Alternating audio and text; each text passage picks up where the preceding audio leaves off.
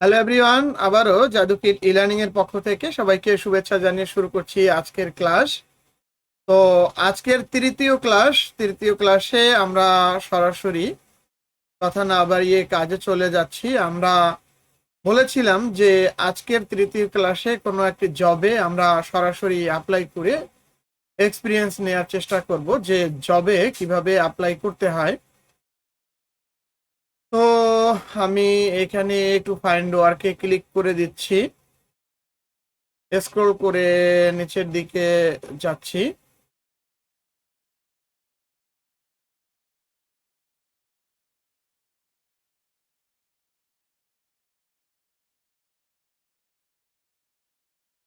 তো আমরা এখানে একটি জব দেখতে পাচ্ছি, এখানে কম্পিটিটর অনেক বেশি দেখতে পাচ্ছেন। 38 ব্যক্তি অলরেডি জবে অ্যাপ্লাই করে ফেলেছে। এটিও একটি ফিক্সড প্রাইসের জব। আপনাদের যদি আমি একটু দেখানোর চেষ্টা করি, এটি ওয়েব ডেভেলপমেন্টের একটি জব। ক্লায়েন্টের নেম হচ্ছে লরি। তো ক্লায়েন্ট কিন্তু সুন্দরভাবে বুঝিয়ে দেওয়ার চেষ্টা করেছে। মেইন টাইটেলটা আমরা একটু ফোকাস দেওয়ার চেষ্টা করি। জবের যে title, LMS website development using tutor LMS WordPress Elementor. তো ওয়ার্ডপ্রেসের মাধ্যমে টিউটর এলএমএস এটি হচ্ছে একটি প্লাগইন এবং এলিমেন্টর এটিও প্লাগইন। আসলে ক্লায়েন্টের একটি এলএমএস মানে হচ্ছে লার্নিং ম্যানেজমেন্ট সিস্টেম, এর উপরে একটি জব। তো এখানে দেখতে পাচ্ছেন যে ক্লায়েন্ট কিন্তু এক্সপিরিয়েন্সড এর কথা বলেছে, যে এক্সপিরিয়েন্স পারসন যারা তারা এখানে অ্যাপ্লাই করতে বলেছে। We are looking for experience WordPress developer to build a professional LMS learning management system website using tutor LMS Elementor and other necessary plugins. সহজ কথা হচ্ছে ক্লায়েন্টের একটি লার্নিং ম্যানেজমেন্ট ওয়েবসাইট লাগবে, যেটি কিনা ওয়ার্ডপ্রেসে এবং প্লাগইন, প্রয়োজনীয় প্লাগইন যেখানে যা দরকার, থিম সবই লাগবে। তো এখানে হচ্ছে প্রজেক্ট রিকোয়ারমেন্টটা যদি আমরা একটু খেয়াল করি, তার কোর্স ম্যানেজমেন্ট সিস্টেম থাকবে, student log in, student registration, log in system থাকবে, ইনস্ট্রাক্টর মানে সহজ পেমেন্ট গেটওয়ে। মানে সহজ কথা হচ্ছে ডিজিটাল একটি লার্নিং ম্যানেজমেন্ট ওয়েব অ্যাপ্লিকেশন ক্লায়েন্টের দরকার। এখানে দেখতে পাচ্ছেন মেনু সম্পর্কে করেছে। হোম মেনু থাকবে, অ্যাবাউট সেকশন থাকবে, কোর্স থাকবে, কোর্সের details, contact, instructor page, student dashboard, blog, fact, privacy policy, terms of condition. মানে একটা ওয়েবসাইটে যে যে বিষয়গুলো থাকে সেই বিষয়গুলো এখানে উল্লেখ করে দিয়েছে। এরপরে হচ্ছে প্রিফার্ড স্কিল। তো এটা আমরা অলরেডি টাইটেল দেখেই বুঝে ফেলেছি যে আসলে আমাদের কি কি এক্সপিরিয়েন্স লাগবে।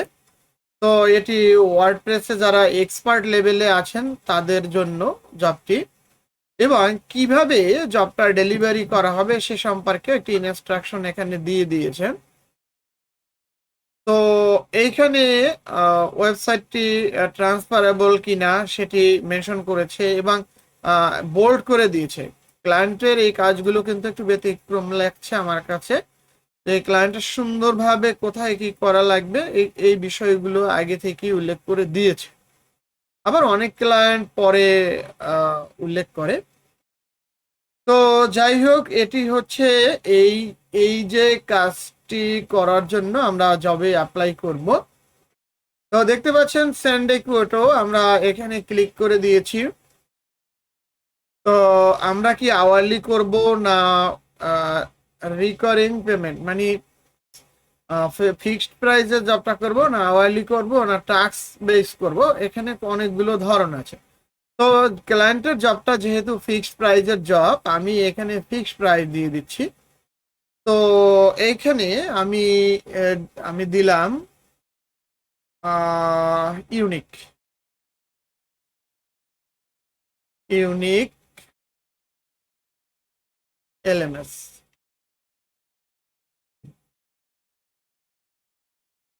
এটি মূলত আমরা যে কাজটা করব সেটি একটি টাইটেল দিতে হবে। এখানে ডিউ ডেট আমরা এখানে দেখতে পাচ্ছেন 24, 25, 26, আমরা এখানে একটি ডেট মেনশন করলাম। আমরা এখানে 27 তারিখের ডেটটা দিলাম এবং এখানে হচ্ছে বাজেট। গত ক্লাসে আমি কিন্তু আপনাদেরকে বাজেট নিয়ে কথা বলছিলাম, যে আসলে এই বাজেটটা কেমন হওয়া উচিত, আমরা কত দিলে জবটা পাওয়ার সম্ভাবনা থাকে। তো এইখানে আমরা বাজেট দিব হচ্ছে এখানে সর্বনিম্ন 25 দেয়া যায়, কিন্তু আমরা 25 দিব না, আমরা দিব 110। এখন আপনাদের একটা বিষয় আমি একটু শিখিয়ে দেওয়ার চেষ্টা করছি, সেটা হচ্ছে আমরা এখানে 110 দিলাম কেন। কারণ আমরা জানি যদি জবটা আমরা পাবো কিনা শিওর না, কিন্তু যদি আমরা পাই তাহলে ক্লায়েন্ট আমাদেরকে $110 পেমেন্ট করবে। এখান থেকে এই $9 কিন্তু মার্কেট প্লেস থেকে উইথড্র করতে গেলে ফি চলে যাবে। তার মানে আমি কিন্তু ওইরকম একটি হিসাব করে, যেমন ফিটা $110 যেন মার্কেট প্লেসের ফি চলে যায়, $100 যেন আমাদের থাকে। এরপরে হচ্ছে রিকোয়ার সেভ পে ব্যালেন্স, তারপরে অটোমেটিক্যালি পে ইনভয়েস, তো আমরা অটোমেটিক্যালি পে ইনভয়েস এটি দিব। এরপরে হচ্ছে split job fee with the employer, আসলে এমপ্লয়ার আমাদের জবের ফিটা দিবে কিনা। হ্যাঁ, অবশ্যই জবের ফি তার কাছ থেকে নিব এবং কত পার্সেন্ট তার কাছ থেকে নিব, 2.5%। হ্যাঁ, এটা কত আসে সেটা এখানে দেখতে পাচ্ছেন। এরপরে হচ্ছে রিকোয়ার সেভ পে ব্যালেন্স, আমরা এটিকে অন করে দিব। তো এই হচ্ছে প্রসেস, খুবই সিম্পল ওয়ে। আমরা কন্টিনিউতে ক্লিক করব।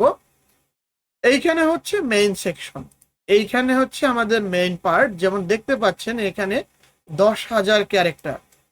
তো আমি আগেই বলেছিলাম, গত ক্লাসে বলেছিলাম যে আমরা 10,000 ক্যারেক্টারে লিখব না, এবং আমি এটাকে কেন্দ্র করে দেখতে পাচ্ছেন আমি কিন্তু এখানে একটি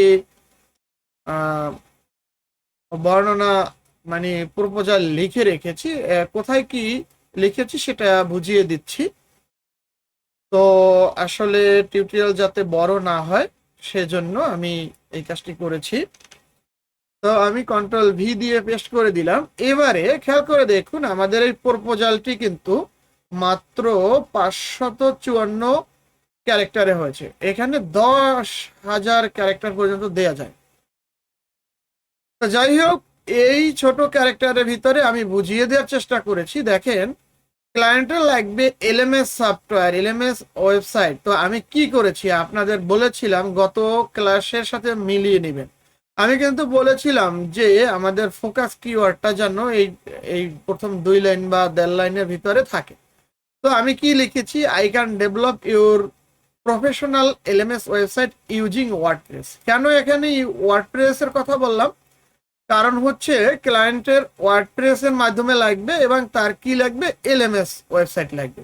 তার মানে ক্লায়েন্টের যে 3টা কিওয়ার্ড উল্লেখ করেছে জবের টাইটেলে, সেটি কিন্তু আমার প্রথম কথার ভিতরেই জুড়ে দিয়েছি। তারপরে দেখতে পাচ্ছেন tutor LMS, Elementor and all necessary plugin. আমি কি ইউজ করব, টিউটর LMS তো ইউজ করবই, ম্যান্ডেটরি এলিমেন্টর ইউজ করব এবং অল প্লাগইন, প্রয়োজনীয় প্লাগইন যা দরকার সেটা ইউজ করব। The website will fully responsive, modern, SEO friendly and easy to manage. দেখতে পাচ্ছেন কথা কিন্তু এখানে 2 লাইন। তো এই 2 লাইনের ভিতরে আমি কিন্তু মেইন ফোকাস কিওয়ার্ডগুলো এখানে নিয়ে আসতে সক্ষম হয়েছে।